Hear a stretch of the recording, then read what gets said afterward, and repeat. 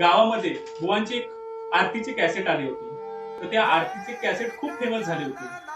तर या आरतीचा बुवा इतिहास आम्हाला जरा सांगितलं तर बरं होईल. आरतीचा इतिहास म्हणजे कवी कंपनी आनंद सडविलकर त्याचे मालक.